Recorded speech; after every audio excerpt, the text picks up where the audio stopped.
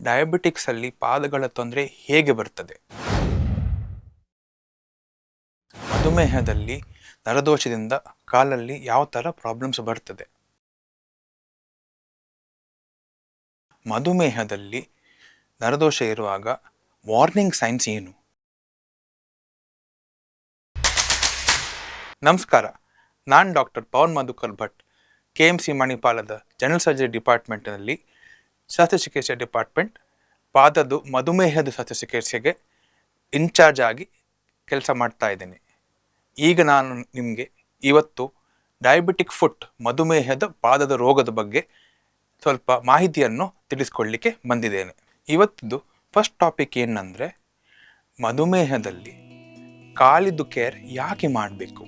ಡಯಾಬಿಟಿಕ್ಸಲ್ಲಿ head to ಟೋ, ತಲೆಯಿಂದ ಕಾಲು ತನಕ ಎಲ್ಲ ಕಡೆ ಕಾಂಪ್ಲಿಕೇಶನ್ಸ್ ಬರಲಿಕ್ಕೆ ಚಾನ್ಸ್ ಇರ್ತದೆ.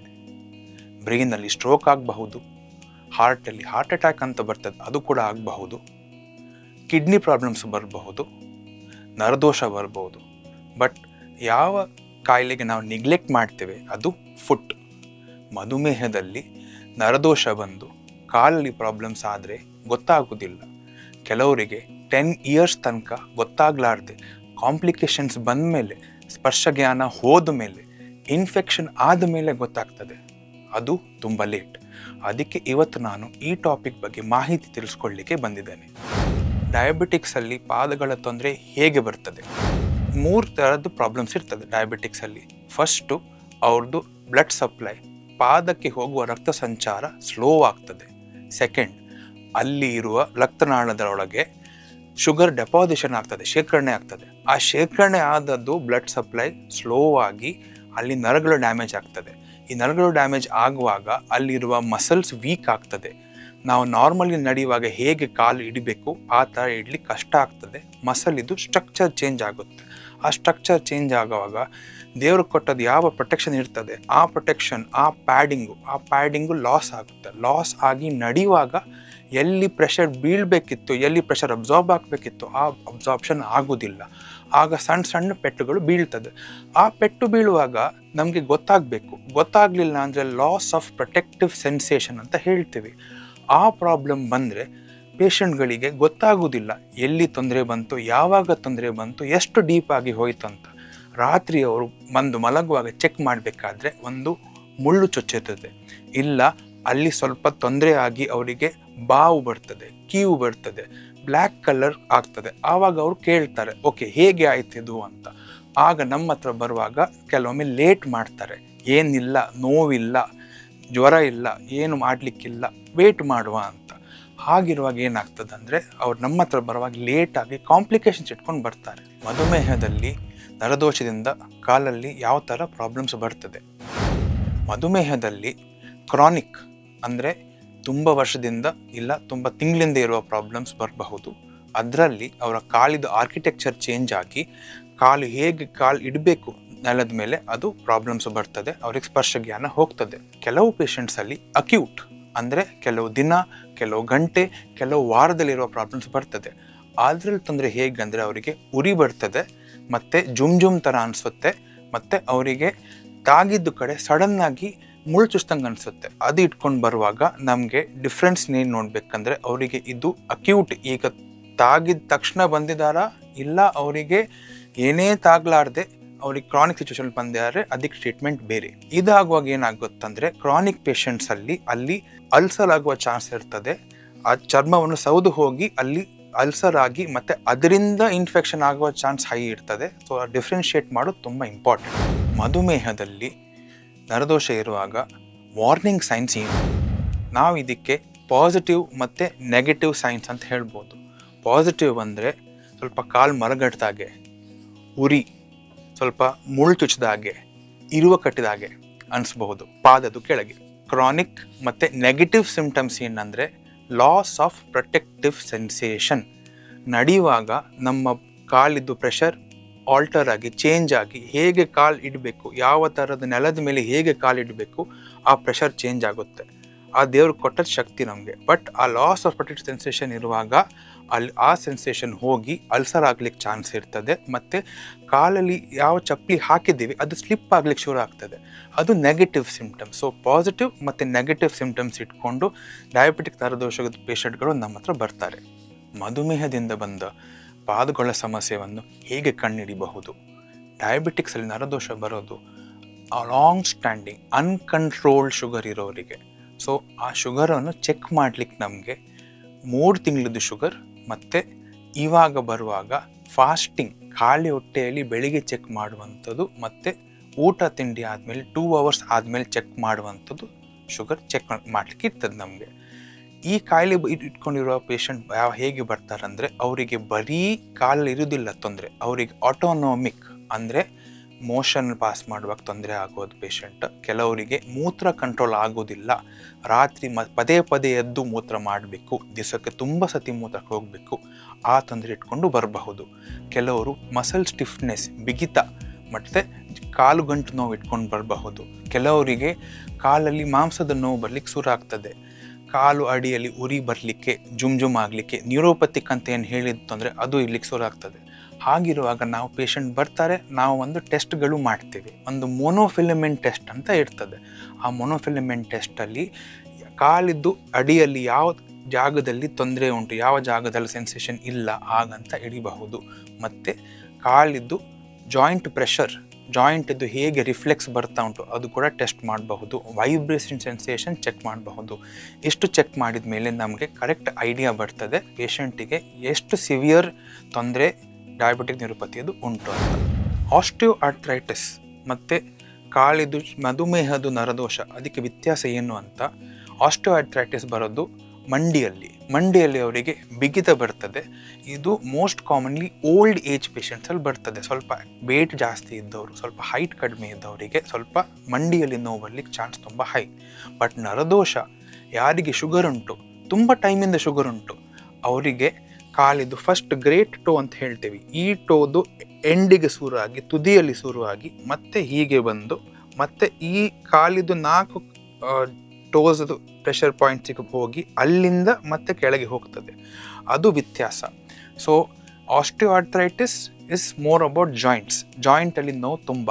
ಬಟ್ ನ್ಯೂರೋಪತಿಯಲ್ಲಿ ಕಾಲಡಿಯಲ್ಲಿ ನೋವು ಜಾಸ್ತಿ.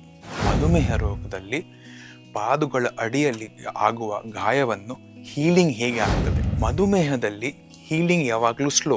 ಯಾಕಂದರೆ ಎಲ್ಲಿ ಪೇಷಂಟಿಗೆ ಇನ್ಫೆಕ್ಷನ್ ಬರುತ್ತೆ, ಆ ಇನ್ಫೆಕ್ಷನ್ ಬರುವಾಗ ಆ ಇನ್ಸುಲಿನ್ ರೆಸಿಸ್ಟೆನ್ಸ್, ನಮ್ಮ ಮೈಯಲ್ಲಿ ಪ್ರೊಡ್ಯೂಸ್ ಆಗುವಂತಹ ಇನ್ಸುಲಿನನ್ನು ಬಾಡಿ ಯೂಟಿಲೈಸ್ ಮಾಡೋದಿಲ್ಲ. ಅಂದರೆ ಶುಗರ್ ಲೆವೆಲ್ ಯಾವಾಗಲೂ ಹೈ ಇರ್ತದೆ. ಆ ಹೈ ಇರುವ ಶುಗರ್ ಲೆವೆಲ್ ಕಡಿಮೆ ಮಾಡಲಿಕ್ಕೆ ಮತ್ತೆ ಬಾಡಿ ಇನ್ಸುಲಿನ್ ಸೆಕ್ರೇಟ್ ಮಾಡೋಕ್ಕೆ ನೋಡುತ್ತೆ, ಬಟ್ ಆಗೋದಿಲ್ಲ ಅದಕ್ಕೆ. ಆಗಿರುವಾಗ ಇನ್ಫೆಕ್ಷನ್ ಶುಗರ್ ಹೈ ಇರುವ ಕಾರಣ ಇನ್ಫೆಕ್ಷನ್. ಸೊ ಆ ಸೈಕಲಲ್ಲೇ ಗಾಯ ಹೀಲಿಂಗೇ ಆಗೋದಿಲ್ಲ. ಆ ಸಿಚುವೇಷನಲ್ಲಿ 1 ದಿನ ಬಂದದ್ದು ಗಾಯ 1 ವಾರದಲ್ಲಿ ತುಂಬಿಸಬೇಕು, ಅದು ತಿಂಗಳಗಟ್ಟಲೆ ತಗೊಳ್ತದೆ. ನಮಗೆ ಹೇಗಂದರೆ 100 ಡೇಸ್, ಯಾವುದೇ ಒಂದು ಗಾಯ ಆದರೆ ಅದು 100 ಡೇಸ್ ಒಳಗೆ ಕರೆಕ್ಟಾಗಿ ಹೀಲಿಂಗ್ ಆಗಬೇಕು. ಇಲ್ಲ ಅಂದರೆ ಅದು ಕ್ರಾನಿಕ್ ಗಾಯ ಆಗಿ ಪೇಷಂಟಿಗೆ ಲೈಫ್ ಲಾಂಗ್ ತೊಂದರೆ ಕೊಡಲಿಕ್ಕೆ ರಿಸ್ಕ್ ಇರ್ತದೆ. ಮಧುಮೇಹದಿಂದ ಬರುವ ಅಲ್ಸರಲ್ಲಿ, ಗಾಯದಲ್ಲಿ ಕಾಂಪ್ಲಿಕೇಶನ್ಸ್ ಏನು? ಬರೀ ಗಾಯ ಆದರೆ ಅದಕ್ಕೆ ಸ್ವಲ್ಪ ಡ್ರೆಸ್ಸಿಂಗ್ಸ್ಗಳು ಮಾಡಿ ಟ್ರೀಟ್ಮೆಂಟ್ ಕೊಡಬಹುದು. ಬಟ್ ಶುಗರ್ ಪೇಷಂಟಲ್ಲಿ ಇನ್ಫೆಕ್ಷನ್ ಚಾನ್ಸ್ ಹೈ ಇರ್ತದೆ. ಯಾಕಂದರೆ ಅವ್ರ ಮೈಯಲ್ಲಿರುವ ಶುಗರ್ ತುಂಬ ಹೈ ಇರ್ತದೆ. ಆಗಿರುವಾಗ ಫಸ್ಟ್ ಬರೋ ತೊಂದರೆ ಸೆಲ್ಯುಲೈಟಿಸ್, ಚರ್ಮದ್ದು ಇನ್ಫೆಕ್ಷನ್. ಆ ಇನ್ಫೆಕ್ಷನ್ ಅಲ್ಲಿ ಹೀಲಿಂಗ್ ಆಗ್ಲಿಕ್ಕೆ ಬಿಡುವುದಿಲ್ಲ. ಆ ಇನ್ಫೆಕ್ಷನ್ ಬರೀ ರೆಡ್ನೆಸ್ ಮತ್ತು ನೀರಿರ್ತದೆ ಸೆಲ್ಯುಲೈಟಿಸಲ್ಲಿ. ಅದರಲ್ಲಿ ಮಾತ್ರ ಕೀವು ಬಂತು, ಆ ಕೀವಿಗೆ ಆಪ್ಸೆಸ್ ಅಂತ ಹೇಳ್ತೀವಿ. ಆ ಆಪ್ಸೆಸ್ ಅಂದರೆ ಒಂದು ಚೀಲ, ಆ ಚೀಲದೊಳಗೆ ಕೀವು ಉಂಟು. ಆ ಕೀವಿದ್ದು ಚೀಲ ಬಾಡಿಯಲ್ಲಿ ಜ್ವರ ಬರಲಿಕ್ಕೆ ಶುರು ಆಗ್ತದೆ. ಬಾಡಿಲಿರುವ ವೈಟ್ ಬ್ಲಡ್ ಸೆಲ್ಸ್ ಏನು ಹೇಳ್ತೇವೆ ಅದು ಜಾಸ್ತಿ ಆಗ್ತದೆ, ಮತ್ತು ಹೀಲಿಂಗ್ ಆಗೋದಿಲ್ಲ, ಸ್ಪ್ರೆಡ್ ಆಗ್ಲಿಕ್ಕೆ ಶುರು ಆಗ್ತದೆ. ಆ ಸ್ಪ್ರೆಡ್ ಆಗುವ ಯಾವ ಜಾಗ ಅಂದರೆ ಚರ್ಮದ ಕೆಳಗೆ, ಮಾಂಸದ ಹತ್ರ. ಈಗ ಮಾಂಸದ ಹತ್ರ ಹೋಯಿತು, ಅಲ್ಲಿಂದ ಮೂಳೆಗೆ ತಾಗಬಾರದು. ಮೂಳೆಗೆ ತಾಗಿದರೆ ಹೀಲಿಂಗ್ ತುಂಬ ಸ್ಲೋ ಆಗುತ್ತೆ. ಮೂಳೆಗೆ ತಾಗುವ ಕಾಯಿಲೆಗೆ ನಾವು ಹೇಳೋದು ಆಸ್ಟಿಯೋಮೈಲೈಟಿಸ್ ಅಂತ. ಒಮ್ಮೆ ಆಸ್ಟಿಯೋಮೈಲೈಟಿಸ್ ಬಂತು, ಆ ಮೂಳೆಯನ್ನು ಮತ್ತೆ ತೆಗೀಲಿಕ್ಕೆ ಸಾಧ್ಯತೆ ಉಂಟು. ಅಲ್ಲಿಂದ ಸ್ಪ್ರೆಡ್ ಆಗಿ ಮಾಂಸದ ಹತ್ರ ಹೋಗಿ ನೆಕ್ರೋಟೈಸಿಂಗ್ ಫೇಶಿಯೈಟಿಸ್ ಅಂತ ಹೇಳ್ತೀವಿ. ಆ ಕಾಯಿಲೆ ಹೇಗಂದರೆ ತುಂಬ ಬೇಗ, ಇದೆಲ್ಲ ಇಲ್ಲಿವರೆಗಿದ್ದದ್ದು ಕಾಯಿಲೆ ಲೋಕಲೈಸ್ಡ್, ತುಂಬ ಬೇಗ ಮೇಲೆಗೆ ಪ್ರಾಕ್ಸಿಮಲ್ ಹೋಗಿ ಕಾಲಿಂದ ಮಂಡಿವರೆಗೆ ಸ್ಪ್ರೆಡ್ ಆಗಿ ಎಲ್ಲ ಮಾಂಸಗಳನ್ನು ಡ್ಯಾಮೇಜ್ ಮಾಡಲಿಕ್ಕೆ ಹೋದರೆ ಅದು ನೆಕ್ರೋಟೈಸಿಂಗ್ ಫೇಶಿಯೈಟಿಸ್. ಅದು ಮಾತ್ರ ತುಂಬ ಸೀರಿಯಸ್, ತುಂಬ ಲೈಫ್ ಥ್ರೆಟ್ನಿಂಗ್, ಜೀವಕ್ಕಾಪಾಯ ಇರ್ತದೆ. ಅದಕ್ಕೆ ಟ್ರೀಟ್ಮೆಂಟ್ ತುಂಬ ಬೇಗ ಆಗಬೇಕು. ಮಧುಮೇಹದ ರೋಗದಲ್ಲಿ ಇರುವ ಇನ್ಫೆಕ್ಷನ್ಸಿಂದ ಜೀವಕ್ಕಾಪಾಯ ಉಂಟಾ? ಹೌದು, ಇದೆ. ನಾನು ಇಲ್ಲಿ ಹೇಳಿದೀಗ ಆಸ್ಟಿಯೋಮೈಲೈಟಿಸ್ ಮತ್ತು ನೆಕ್ರೋಟೈಸಿಂಗ್ ಫೇಶಿಯೈಟಿಸಲ್ಲಿ ಡೆಫಿನೆಟ್ಲಿ ತೊಂದರೆ ಉಂಟು. ಮಾತ್ರ ಗ್ಯಾಂಗ್ರೀನ್ ಅಂತ ಒಂದು ಯಾವುದು ಬರುತ್ತೆ, ಅದರಲ್ಲಿ ಪೇಷಂಟಿಗೆ ತುಂಬ ಜೀವಕ್ಕಾಪಾಯ ಬರಬಹುದು. ಅದರಲ್ಲಿ 2 ಥರ ಟೈಪ್ಸ್ ಇರುತ್ತೆ. ಒಂದು ಡ್ರೈ ಗ್ಯಾಂಗ್ರೀನ್, ಒಂದು ವೆಟ್ ಗ್ಯಾಂಗ್ರೀನ್. ಡ್ರೈ ಇರುವಾಗ ಅದರ ಇನ್ಫೆಕ್ಷನ್ ಇಲ್ಲ, ಅದರಲ್ಲಿ ಬರೀ ಬ್ಲಡ್ ವೆಸಲ್ ಬ್ಲಾಕ್ ಆಗಿ ಇರೋ ಗ್ಯಾಂಗ್ರೀನ್, ಅದು ಬ್ಲ್ಯಾಕ್ ಆಗುತ್ತೆ ಆ ಜಾಗ. ಬಟ್ ಯಾವಾಗ ಆ ಜಾಗದಲ್ಲಿ ಇನ್ಫೆಕ್ಷನ್ಸ್ ಬಂತು, ಶುಗರ್ ಇದೆ, ಆಗ ಅದು ವೆಟ್ ಗ್ಯಾಂಗ್ರೀನ್ ಅಂತ ಹೇಳ್ತೀವಿ. ಅದು ಸ್ಪ್ರೆಡ್ ಆಗಿ ಜೀವಕ್ಕಾಪಾಯ ಕೊಡ್ಲಿಕ್ಕೆ ಚಾನ್ಸ್ ಇದೆ. ಆವಾಗ ನಾವು ಬರೀ ಕ್ಲೀನಿಂಗ್ ಮಾಡೋದಿಲ್ಲ, ಕಾಲು ಕಟ್ ಮಾಡುವ ಪರಿಸ್ಥಿತಿ ಕೂಡ ಬರಬಹುದು ಪೇಷಂಟಿಗೆ. ಅದಕ್ಕೆ ಜಾಗ್ರತೆಯಲ್ಲಿ ಯಾವಾಗ ಈ ಥರದ ಪ್ರಾಬ್ಲಮ್ಸ್ ಬರ್ತದೆ, ಪೇಷಂಟ್ಸ್ ಕೂಡಲೇ ನಮ್ಮ ಹತ್ರ ಹಾಸ್ಪಿಟ್ಲಿಗೆ ಬಂದು ಟ್ರೀಟ್ಮೆಂಟ್ ಮಾಡಿಸ್ಕೊಳ್ಬೇಕು. ಮಧುಮೇಹದಲ್ಲಿ ಆಗುವ ಕಾಲಿದು ಸೋಂಕನ್ನು ಟ್ರೀಟ್ಮೆಂಟ್ ಹೇಗೆ ಮಾಡ್ತೀವಿ? ಒಮ್ಮೆ ಮಧುಮೇಹದಲ್ಲಿ ಇನ್ಫೆಕ್ಷನ್ಸ್ ಬಂದರೆ ಕಾಲಿಗೆ, ಅದಕ್ಕೆ ಟ್ರೀಟ್ಮೆಂಟ್ ತುಂಬ ಥರ ಆಪ್ಷನ್ಸ್ ಇದೆ. ಬಟ್ ಸೀರಿಯಲಿ ಇದಕ್ಕೆ ಫಸ್ಟ್ ಇನ್ವೆಸ್ಟಿಗೇಷನ್ಸ್ ಮಾಡಬೇಕು. ಏನು ಇನ್ವೆಸ್ಟಿಗೇಷನ್ಸ್ ಅಂದರೆ ಬೇಸ್ ಲೈನ್ ಶುಗರ್, ಅವ್ರದ್ದು 3 ತಿಂಗಳ ಶುಗರ್ ಹೇಗುಂಟು, ಅವ್ರದ್ದು ಇವಾಗ ಶುಗರ್ ಹೇಗುಂಟು. ಯಾಕಂದರೆ ಇವಾಗ ಈ ಇನ್ಫೆಕ್ಷನ್ ಸಿಚುವೇಷನಲ್ಲಿ ಅವ್ರ ಶುಗರ್ಸ್ ತುಂಬ ಹೈ ಇರ್ತದೆ, ಅದನ್ನು ಕಂಟ್ರೋಲ್ ಮಾಡಬೇಕು. ಅದು ಕಂಟ್ರೋಲ್ ಮಾಡಲಿಕ್ಕೆ ಇನ್ಸುಲಿನ್ ಇಲ್ಲ ಬಾಯಿಂದ ಟ್ಯಾಬ್ಲೆಟ್ಸ್ ಕೊಡಬೇಕು ಅವರಿಗೆ. But ideally insulin at least hospital ಇರುವಾಗ ಇನ್ಸುಲಿನ್ ಡೋಸೇಜ್ ಇರಬೇಕು. ಪೇಷಂಟ್ಸ್ ಹೆದರಬಾರ್ದು, ಯಾಕೆ ಇನ್ಸುಲಿನ್ ಕೊಡ್ತಾ ಇದ್ದಾರೆ, ನಾನು ಇಲ್ಲಿವರೆಗೆ ಟ್ಯಾಬ್ಲೆಟ್ಸಲ್ಲಿದ್ದೆ ಅಂತ ಹಾಗೆ ಹೆದರ್ಲಿಕ್ಕಿಲ್ಲ. ಹಾಸ್ಪಿಟಲ್ ಇರುವಾಗ ನಮಗೆ ಮಾನಿಟರ್ ಮಾಡಲಿಕ್ಕೆ ಅಕ್ಯೂಟ್ ಸಿಚುವೇಷನಲ್ಲಿ ಇನ್ಸುಲಿನ್ ಯಾವಾಗಲೂ ಬೆಸ್ಟ್. ಮತ್ತು ಬೇರೆ ಬ್ಲಡ್ ಟೆಸ್ಟ್ಗಳು ಮಾಡಿ ಮೈಯಲ್ಲಿ ಇನ್ಫೆಕ್ಷನ್ ಎಷ್ಟುಂಟು, ಬ್ಲಡ್ ಸೆಲ್ ಕೌಂಟ್ ಹೇಗುಂಟು ಅಂತ ನೋಡ್ತೀವಿ. ಮತ್ತು ಅದ್ರ ಜೊತೆಗೆ ಕಿಡ್ನಿಗೆ ಏನಾದರೂ ಪೆಟ್ಟು ಬಿದ್ದಿದೆಯಾ, ಬ್ಲಡ್ಡಲ್ಲಿ ಆ ಇನ್ಫೆಕ್ಷನ್ ಹರಡಿದೆಯಾ, ಅದು ನೋಡಲಿಕ್ಕೆ ಬ್ಲಡ್ ಟೆಸ್ಟ್ಗಳು ಮಾಡ್ತೇವೆ. ಅದರ ಮುಂದೆ ನಮಗೆ ಅಲ್ಲಿ ಗಾಯದಿಂದ ಬರುವ ಕೀವು ಹೇಗಿದೆ ಅದರದ್ದು ಟೆಸ್ಟ್ ಮಾಡಬೇಕು. ಆ ಟೆಸ್ಟ್ ಮಾಡಲಿಕ್ಕೆ ಹೇಳ್ತೀವಿ ಕಲ್ಚರ್ ಸೆನ್ಸಿಟಿವಿಟಿ. ಯಾವ ಕ್ರಿಮಿ ಉಂಟು, ಆ ಕ್ರಿಮಿಗೆ ಏನು ಆ್ಯಂಟಿಬಯೋಟಿಕ್ ಕೊಡಬೇಕು ಅದನ್ನು ಟೆಸ್ಟ್ ಮಾಡಬೇಕು. ಮತ್ತು ನೆಕ್ಸ್ಟ್ ಟೆಸ್ಟ್ ಏನಂದರೆ ಮೂಳೆಗೆ ತಾಗಿದೆಯಾ ಅಂತ ನೋಡಲಿಕ್ಕೆ. ಬರೀ ಮೂಳೆಗೆ ತಾಗಿದೆಯಾ ನೋಡಲಿಕ್ಕೆ ನಾವು ಹೇಗೆ ಟೆಸ್ಟ್ ಮಾಡೋದು ಅಂದರೆ ಒಂದು ಎಕ್ಸ್ರೇ ಮಾಡಿ ನೋಡ್ತೇವೆ. ಆದರೂ ಒಳಗೊಳಗೆ ಸ್ಪ್ರೆಡ್ ಆಗಿ ಬರೀ ಮೂಳೆ ಅಲ್ಲ, ಮಾಂಸದ ಸ್ಪೇಸ್ ಒಳಗೆ ಹೋಗಿ ಸ್ಪ್ರೆಡ್ ಆದರೆ ಅದು ಎಕ್ಸ್ರೇಲಿ ಕರೆಕ್ಟಾಗಿ ಗೊತ್ತಾಗೋದಿಲ್ಲ. ಅದಕ್ಕೆ MRI ಕೂಡ ಮಾಡಲಿಕ್ಕೆ ಸಾಧ್ಯತೆ ಉಂಟು. ಇಷ್ಟೆಲ್ಲ ಟೆಸ್ಟ್ ಮಾಡಿ ನಮಗೆ ಅಡ್ಮಿಟ್ ಮಾಡಿ ಪೇಷಂಟಿಗೆ ಫಸ್ಟ್ ಕ್ಲೀನ್ ಮಾಡಬೇಕು. ಒಳಗೊಳಗಿದ್ದದ್ರ ಕೀವನ್ನು ಫಸ್ಟ್ ರಿಲೀಸ್ ಮಾಡಬೇಕು. ಇಲ್ಲಾಂದರೆ ಆ ಪ್ರೆಷರ್ ಒಂದು ಟೈಟಾನಿಕ್ ಐಸ್ಬರ್ಗ್ ಥರ ಹೊರಗಡೆ ಹೇಗೆ ಕಾಣ್ತದೆ ಅದಕ್ಕಿಂತ ಡಬಲ್ ಟ್ರಿಪಲ್ ಒಳಗೆ ತೊಂದರೆ ಇರಬಹುದು. ಅದು ಸ್ಪ್ರೆಡ್ ಆಗಿ ಹೊರಗಡೆ ಕಾಣೋದಿಲ್ಲ. ಬ್ಲಡ್ ಟೆಸ್ಟಲ್ಲೂ ಸಹ ಅಷ್ಟು ಗೊತ್ತಾಗಲಿಕ್ಕೆ ಚಾನ್ಸ್ ಇಲ್ಲ. ಬಟ್ ಆಪ್ರೇಷನ್ ಮಾಡಲೇಬೇಕು. ಆ ಥರ ಸಿಚುವೇಶನ್ಸಲ್ಲಿ ಆಪ್ರೇಟ್ ಮಾಡಿ ಎಲ್ಲ ಕೀವನ್ನು ಹೊರಗೆ ತೆಗಿಬೇಕು. ಅದಕ್ಕೆ ನಾವು ಡಿಬ್ರೈಡ್ಮೆಂಟ್ ಅಂತ ಹೇಳ್ತೇವೆ. ಆ ಡಿಬ್ರೈಡ್ಮೆಂಟ್ ಮಾಡಿದ ಮೇಲೆ ಯಾವ ಚರ್ಮ ಯಾವ ಮಾಂಸಕ್ಕೆ ಡ್ಯಾಮೇಜ್ ಆಗಿದೆಯೋ ಅದನ್ನು ಕ್ಲೀನಾಗಿ ತೆಗಿಬೇಕು. ಕ್ಲೀನಾಗಿ ತೆಗೆದು ಅದನ್ನು ಹೊಸ ಅಲ್ಸರ್ ಥರ ಟ್ರೀಟ್ ಮಾಡಬೇಕು. ಎಲ್ಲ ಇನ್ಫೆಕ್ಷನ್ ಹೊರಗೆ ಬಂದ ಮೇಲೆ ಪೇಷಂಟಿದ್ದು ಜ್ವರ, ಪೇಷಂಟಿದ್ದು ನೋವು ಕಡಿಮೆ ಆಗ್ತದೆ. ನಮಗೆ ಕಲ್ಲಂಗಡಿ ಹಣ್ಣು ಥರ ಯಾವ ಥರ ಪಿಂಕ್ ಇರಬೇಕು ಆ ಥರದ್ದು ಕಲರ್ ಬರಲಿಕ್ಕೆ ಶುರು ಆಗಬೇಕು. ಅದು ಬರಲಿಕ್ಕೆ ನಮಗೆ ಆ್ಯಂಟಿಬಯೋಟಿಕ್ಸ್ ಕೊಟ್ಟು ಹೊಸ ಇನ್ಫೆಕ್ಷನ್ ಆಗಲಾರ್ದೆ ನೋಡೋಕ್ಕೆ ಟ್ರೀಟ್ಮೆಂಟ್ ಮಾಡಬೇಕು. ಮತ್ತು ಡ್ರೆಸ್ಸಿಂಗ್ಸ್ ಮಾಡುವಾಗ ನಾವು ಮಾಯಿಸ್ಟ್ ಡ್ರೆಸ್ಸಿಂಗ್ಸ್ ಅಂತ ಹೇಳ್ತೇವೆ. ಬರೀ ಸಲೈನ್ ಹಾಕಿ ಸಹ ಡ್ರೆಸ್ಸಿಂಗ್ ಮಾಡಬಹುದು. ಇಲ್ಲ ಕೆಲವರು ಬೀಟಡೀನ್, ಇಲ್ಲ ಕೆಲವರು ಸಿಲ್ವರ್ ಆಯಿಂಟ್ಮೆಂಟ್ಸ್, ಇಲ್ಲ ಕೆಲವರು ವ್ಯಾಕ್ಯೂಮ್ ಅಸಿಸ್ಟೆಡ್ ಡ್ರೆಸ್ಸಿಂಗ್ಸ್ ಅಂತ, ಮಷೀನ್ ಡ್ರೆಸ್ಸಿಂಗ್ ಅಂತ ಏನು ಜನರಲ್ ಟರ್ಮ್ಸ್ ಹೇಳ್ತಾರೆ, ಅದು ಕೂಡ ಯೂಸ್ ಮಾಡಬಹುದು. ಇದೆಲ್ಲ ಇನ್ಫೆಕ್ಷನ್ ತೆಗೆದ ಮೇಲೆ ಗಾಯವನ್ನು ಫಾಸ್ಟಾಗಿ ಹೀಲ್ ಮಾಡಲಿಕ್ಕೆ ಆಪ್ಷನ್ಸ್. ಇಷ್ಟು ಆದಮೇಲೆ ಅದು ಆ ಚರ್ಮ ಆ ಮಾಂಸ ಎಲ್ಲಿ ತೆಗೆದಿದ್ದೀವೋ ಆ ಜಾಗದಲ್ಲಿ ತುಂಬಿ ಬರಬೇಕು. ಅದು ತುಂಬಿ ಬಂದ ಮೇಲೆ ಅಕ್ಕಪಕ್ಕ ಇರುವ ಚರ್ಮದ ಲೆವೆಲಿಗೆ ಬಂದ ಮೇಲೆ ಮತ್ತೆ ನಾವು ಅದ್ರ ಮೇಲೆ ಏನಾದರೂ ಹಾಕ್ಲಿಕ್ಕುಂಟು. ಏನು ಹಾಕ್ತೀವಂದರೆ, ಇಲ್ಲ ತೊಡೆಯಿಂದ ತೆಗೆದು ಚರ್ಮ ಹಾಕಬಹುದು, ಇಲ್ಲ ಅಲ್ಲೇ ಸೈಡಿಂದ ತೆಗೆದು ಚರ್ಮ, ಸಬ್ಕ್ಯೂಟೇನಿಯಸ್ ಟಿಶ್ಯೂ ಮತ್ತು ಮಾಂಸ ಟರ್ನ್ ಮಾಡಿ ಹಾಕ್ಬೋದು, ಅದಕ್ಕೆ ಫ್ಲ್ಯಾಪ್ ಅಂತ ಹೇಳ್ತೇವೆ. ಸೊ ಈ ಎರಡು ಆಪ್ಷನ್ಸಲ್ಲಿ ಯಾವ ಆಪ್ಷನ್ಸ್ ಆಗಬಹುದು ಅದು ಬೆಟರ್ ಯೂಸ್ ಮಾಡಿ ಪೇಷಂಟಿಗೆ ಟ್ರೀಟ್ಮೆಂಟ್ ಕೊಡ್ತೇವೆ. ಈ ಎಲ್ಲ ಟ್ರೀಟ್ಮೆಂಟ್ಸು ಬರೀ 1 ದಿವಸ 2 ದಿವಸ 1 ವಾರ 2 ವಾರ ಕೂಡ ಅಲ್ಲ, 100 ಡೇಸ್ ಅಂತ ಹೇಳ್ತೇವೆ. ಯಾವುದೇ ಪೇಷಂಟಿಗೆ ಡಯಾಬಿಟಿಕ್ ಫುಟ್ ಇನ್ಫೆಕ್ಷನ್ ಬಂತು ಆ ಟ್ರೀಟ್ಮೆಂಟ್ 100 ಡೇಸ್ ಒಳಗೆ ಮುಗಿಸಬೇಕು. ಹಾಗಂತ 100 ಡೇಸಲ್ಲಿ ನಾವು ಫುಲ್ ಟ್ರೀಟ್ಮೆಂಟ್ ಮಾಡಿ ಪೇಷಂಟಿಗೆ ಆ್ಯಸ್ ನಾರ್ಮಲ್ ಆ್ಯಸ್ ಪಾಸಿಬಲ್, ಎಷ್ಟು ನಾರ್ಮಲ್ ವಾಪಸ್ ಬರಬಹುದು, ದೇವ್ರು ಕಟ್ಟೋ ಚರ್ಮ ಮಾಂಸ ತೆಗೆದ್ಮೇಲೆ 100% ನಾರ್ಮಲ್ ಅಂತೂ ಎಕ್ಸ್ಪೆಕ್ಟೇಷನ್ ಇಡ್ಲಿಕ್ಕೆ ಆಗೋದಿಲ್ಲ, ಬಟ್ ಎಷ್ಟು ನಾರ್ಮಲ್ ಆಗಬಹುದು ಅಷ್ಟು ಮಾಡಬೇಕು. ಕೆಲವು ಸಿಚುವೇಶನ್ಸಲ್ಲಿ ಏನಾಗುತ್ತಂದರೆ ಆ ಇನ್ಫೆಕ್ಷನ್ ಸ್ಪ್ರೆಡ್ ಆಗಿ ನಮಗೆ ಚರ್ಮ ಮಾಂಸ ಕಟ್ ಮಾಡಿದ ಮೇಲೆ ಆ ಕಾಲಿದ್ದು ಬಾಡಿ ಫಂಕ್ಷನ್ಸ್ ಇರುವುದಿಲ್ಲ. ಆ ಸಿಚುವೇಶನ್ಸಲ್ಲಿ ನಾವು ಆ್ಯಂಪ್ಯೂಟೇಷನ್ ಅಂತ ಮಾಡಲಿಕ್ಕೆ ಚಾನ್ಸ್ ಉಂಟು. ಯಾವ ಸಿಚುವೇಶನಲ್ಲಿ ಹೀಲಿಂಗ್ ಆಗೋದಿಲ್ಲ, ನ್ಯಾಚುರಲ್ ಪ್ರೊಸೆಸ್ ಆಗೋದಿಲ್ಲ, ಆಗ ನಾವು ಕಟ್ ಮಾಡಲಿಕ್ಕೆ ಸಾಧ್ಯತೆ ಉಂಟು. ಫಸ್ಟ್ ಆಪ್ಷನ್ ಅಂದರೆ ಬರೀ ಕಾಲು ಬೆರಳಲ್ಲಿ ಇನ್ಫೆಕ್ಷನ್ ಆಗಿದೆ, ಆ ಜಾಗ ಮಾತ್ರ ಉಂಟು, ಬೇರೆ ಕಡೆ ಯಾವುದೂ ಇಲ್ಲ, ಅದಕ್ಕೆ ರೇ ಆ್ಯಂಪ್ಯುಟೇಷನ್, ಬರೀ ಬೆರಳು ತೆಗೆಯೋ ಆಪ್ರೇಷನ್ ಮಾಡಬಹುದು.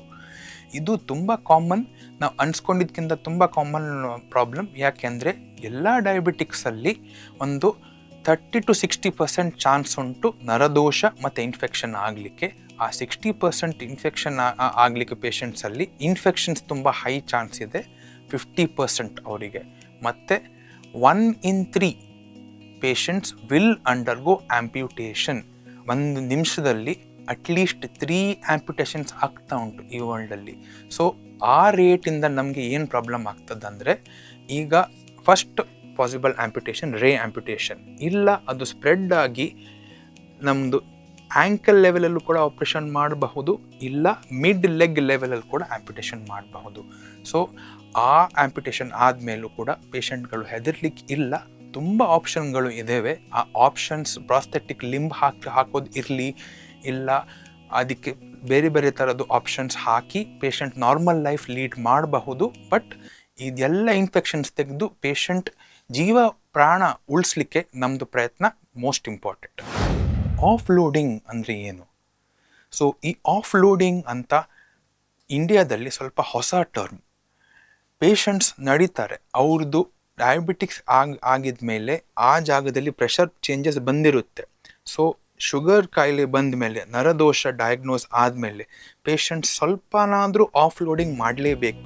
ಫಸ್ಟ್ ಆಪ್ಷನ್ ಬರೀ ನರದೋಷ ಇರುವಾಗ ಏನು ಆಪ್ಷನ್ ಅಂದರೆ MCR ಫುಟ್ವೇರ್, ಮೈಕ್ರೋಸೆಲ್ಲೋಸ್ ರಬ್ಬರ್ ಹಾಕಿ ಆ ಚಪ್ಪಲಿ ವರ್ಷಕ್ಕೊಮ್ಮೆ ಅವ್ರದ್ದು ಪ್ರೆಷರ್ ಚೆಕ್ ಮಾಡಿ, ಆ ಪ್ರೆಷರ್ ತಕ್ಕಂಥ ಯಾವ ಥರ ಕಾಲಿದು ಚಪ್ಪಲಿ ಬೇಕಾದು ಹಾಕಿ once in a year replace ಮಾಡಬೇಕು. ಡೈಲಿ ಇನ್ಸ್ಪೆಕ್ಟ್ ಮಾಡಬೇಕು, ಇನ್ಸ್ಪೆಕ್ಟ್ ಮಾಡಿ ಕೆಳಗೆ ನೋಡಿ ಹೇಗುಂಟಂತ ನೋಡಬೇಕು. ಏನಾದರೂ ಮುಳ್ಳು ಚುಚ್ಚಿದೆಯಾ, ಏನಾದರೂ ನೇಲ್ ಸ್ಟಕ್ ಆಗಿದೆಯಾ, ಅದು ಚೆಕ್ ಮಾಡಿ ಅವರು ತೆಗೆದು ಮೇಂಟೈನ್ ಮಾಡಬೇಕು. ಬಟ್ ಯಾರಿಗೆ ಇನ್ಫೆಕ್ಷನ್ಸ್ ಬಂತು, ಅಲ್ಸರ್ಸ್ ಬಂತು, ಅವರಿಗೆ ಆಫ್ ಲೋಡಿಂಗ್ ಸ್ವಲ್ಪ ಹೈಯರ್ ಲೆವೆಲಲ್ಲಿ. ಆ ಹೈಯರ್ ಲೆವೆಲ್ ಆಫ್ ಲೋಡಿಂಗ್ ಯಾಕೆ ಅಂದರೆ ಕಾಲಿದ್ದು ಹೀಲಿಂಗ್ ಆಗುವ ತನಕ ಕಾಲಿದ್ದು ಪ್ರೆಷರ್ ನೆಲದ ಮೇಲೆ ಬೀಳಬಾರ್ದು, ಅದು ರಿಕವರಿ ಆಗಬೇಕು. ಅದಕ್ಕೆ ಆಫ್ ಲೋಡಿಂಗ್ ಅಂತ ಹೇಳ್ತೀವಿ. ಅದಕ್ಕೆ ತುಂಬ ಡಿವೈಸಸ್ಗಳು ಇದ್ದಾವೆ, ನೀವು ನಿಮ್ಮ ಸ್ಕ್ರೀನಲ್ಲಿ ನೋಡಬಹುದು. ಮತ್ತು ನೆಕ್ಸ್ಟ್ ಆಪ್ಷನ್ ಹೇಗಂದರೆ ಸರ್ಜಿಕಲ್ ಆಫ್ ಲೋಡಿಂಗ್. ಅಂದರೆ ಪೇಷಂಟಿದ್ದು ಕಾಲು ಹೀಗೆ ಆಗ್ತದೆ, ಆ ಹೀಗೆ ಆದದ್ದು ನಾವು ಒಂದು ಟೆಂಡನನ್ನು ಕಟ್ ಮಾಡಿ ಇದನ್ನು ಸ್ಟ್ರೇಟ್ ಮಾಡಬೇಕು. ಆ ಸ್ಟ್ರೇಟ್ ಆಗುವಾಗ ಆ ಪ್ರೆಷರ್ ರಿಲೀಸ್ ಆಗಿ ಪೇಷಂಟ್ ಹೇಗೆ ನಾರ್ಮಲ್ ಮುಂಚೆ ಪ್ರೆಷರ್ ಇತ್ತು ಅದೇ ಥರ ಪ್ರೆಷರ್ ಬರಲಿಕ್ಕೆ ಶುರು ಆಗ್ತದೆ. ಸೊ ಇದಕ್ಕೆ ನಾವು ಹೇಳೋದು of loading. Callus ulcer, corn ಅಂದರೆ ಏನು? ಪೇಷಂಟಿಗೆ ನರದೋಷ ಬರುವಾಗ ಒಂದು ವೈಟ್ ಕಲರ್ ಲೇಯರ್ ಬರಲಿಕ್ಕೆ ಶುರು ಆಗ್ತದೆ, ಸ್ಕಿನ್ ಗಟ್ಟಿ ಆಗ್ಲಿಕ್ಕೆ ಶುರು ಆಗ್ತದೆ. ಇದಕ್ಕೆ 3 ಥರದ ಕಾರಣ ಉಂಟು. ಒಂದು, ಅವ್ರದ್ದು ಸ್ಪರ್ಶ ಜ್ಞಾನ ಕಡಿಮೆ ಆಗಿ ಆ ಜಾಗದಲ್ಲಿ ಅವರಿಗೆ ಸೆನ್ಸೇಷನ್ ಕಡಿಮೆ ಆಗುತ್ತೆ, ಗೊತ್ತಾಗೋದಿಲ್ಲ. ಸೆಕೆಂಡ್, ಆ ಪ್ರೆಷರ್ ಚೇಂಜಸ್ ಆಗಿ ಅಲ್ಲಿ ಗಟ್ಟಿ ಜಾಗದಲ್ಲಿ ಮತ್ತೆ ಕಾಲು ತಾಗಿ ಕೆಳಗೆ ಅಲ್ಲಿ ಒಂಥರ ಗಟ್ಟಿ ಅಂಶ ಬರ್ಲಿಕ್ಕೆ ಶುರು ಆಗ್ತದೆ. ಮೂರನೇದು ಹೇಗಂದರೆ ಆ ತಾಗಿದ ಮೇಲೆ ಒಳಗೆ ಒಂದು ಬ್ಲಡ್ ಕ್ಲಾಟ್ ಆಗ್ತದೆ. ಆ ಬ್ಲಡ್ ಕ್ಲಾಟ್ ಮೇಲೆ ಹೊಸ ಚರ್ಮ ಫಾರ್ಮ್ ಆಗಿ ಹೊಸ ಚರ್ಮ ಫಾರ್ಮ್ ಆಗ್ತದೆ, ಗಟ್ಟಿ ಇರ್ತದೆ. ಅದಕ್ಕೆ ನಾವು ಕ್ಯಾಲಸ್ ಅಲ್ಸರ್ ಅಂತ ಹೇಳ್ತೇವೆ. ಇದು ಡಯಾಬಿಟಿಕ್ಸಲ್ಲಿ ತುಂಬ ಕಾಮನ್. ಇದರಲ್ಲಿ ಇನ್ಫೆಕ್ಷನ್ ಫಸ್ಟ್ ಸ್ಟೇಜಲ್ಲಿ ಇರುವುದಿಲ್ಲ, ಆ ಟೈಮಿಗೆ ಬರಬೇಕು. ಮುಂದಿನ ಸ್ಟೇಜಲ್ಲಿ ಬಂದರೆ, ಇನ್ಫೆಕ್ಟ್ ಆದಮೇಲೆ ಬಂದರೆ ಅದು ಹೀಲಿಂಗ್ ತುಂಬ ಸ್ಲೋ. ಬಟ್ ಫಸ್ಟ್ ಸ್ಟೇಜಲ್ಲೇ ಬಂದರೆ ಅದಕ್ಕೆ ಸಿಂಪಲ್ ಪೇರಿಂಗ್ ಅಂತ ಹೇಳ್ತೇವೆ. ಒಂದು ಬ್ಲೇಡಲ್ಲಿ ಆ ಗಟ್ಟಿ ಚರ್ಮವನ್ನು ಮಾತ್ರ ತೆಗೆದು ಒಳಗಿದ್ದು ಸಾಫ್ಟ್ ಚರ್ಮವನ್ನು ಉಳಿಸಿ ಆಫ್ ಲೋಡಿಂಗ್ ಮಾಡಿ ಅದನ್ನು ಹೀಲ್ ಮಾಡಬಹುದು. ಸೊ ಇದಕ್ಕೆ ನಾವು ಕ್ಯಾಲಸ್ ಅಲ್ಸರ್ ಅಂತ ಹೇಳ್ತೀವಿ. ಅದರದ್ದು ಪ್ರಿವೆನ್ಷನ್ ಮೇನ್ ಹೇಗೆ ಅಂದರೆ ಡೈಲಿ ಅವ್ರ ಕಾಲನ್ನು ಇನ್ಸ್ಪೆಕ್ಟ್ ಮಾಡಬೇಕು. ಇನ್ಸ್ಪೆಕ್ಟ್ ಮಾಡಿ ಅದರಲ್ಲಿ ಏನೋ ಸಣ್ಣ ಗಟ್ಟಿ ಅಂಶ ಕಂಡಿತು ಅವ್ರಿಗೆ ಕೂಡಲೇ ಬಂದು ಅದಕ್ಕೆ ಟ್ರೀಟ್ಮೆಂಟ್ ಮಾಡಿಸ್ಕೊಳ್ಳೇಬೇಕು. ಮತ್ತು MCR ಫುಟ್ವೇರ್ ಅಂತ ಏನು ಹೇಳಿದ್ದು ಅದು ಮತ್ತೆ ಸ್ಟ್ರೆಸ್ ಮಾಡ್ತಾ ಇದ್ದೀನಿ, ಅದನ್ನು ಅವ್ರು ಡೈಲಿ ಹಾಕ್ಕೊಳ್ಬೇಕು. ಬೆಡ್ಡಿಂದ ಎದ್ದು ಅವರು ಬಾತ್ರೂಮಿಗೆ ಹೋಗುವಾಗ ಕೂಡ ಹಾಕಬೇಕು. ಮತ್ತು ನೆಕ್ಸ್ಟ್ ಹಾಕೋದು ಅವರು ಯಾವಾಗ ತೆಗಿಬೇಕಂದ್ರೆ at the point of reaching back the bed, ವಾಪಸ್ ಯಾವಾಗ ಮಲಗ್ಲಿಕ್ಕೆ ಬರ್ತಾರೆ ಆವಾಗ ತೆಗಿಬೇಕು. ಇಲ್ಲಾಂದರೆ ಮನೆ ಒಳಗಿರಲಿ ಮನೆ ಹೊರಗಿರಲಿ ಚಪ್ಪಲಿ ಹಾಕ್ಕೊಳ್ಳೇಬೇಕು ಅವರು.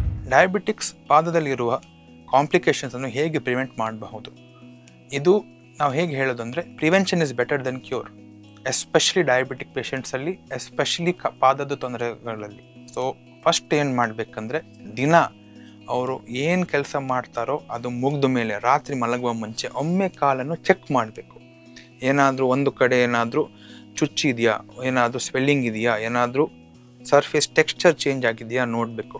ಅವರದ್ದು ಪಾದರಕ್ಷೆಗಳನ್ನು ನೋಡಬೇಕು, ಫುಟ್ವೇರಲ್ಲಿ ಏನಾದರೂ ಚುಚ್ಚಿದೆಯಾ ನೋಡಬೇಕು. ಮತ್ತು ಅವರು ಕಾಲು ಕ್ಲೀನಾಗಿ ಇಟ್ಕೋಬೇಕು.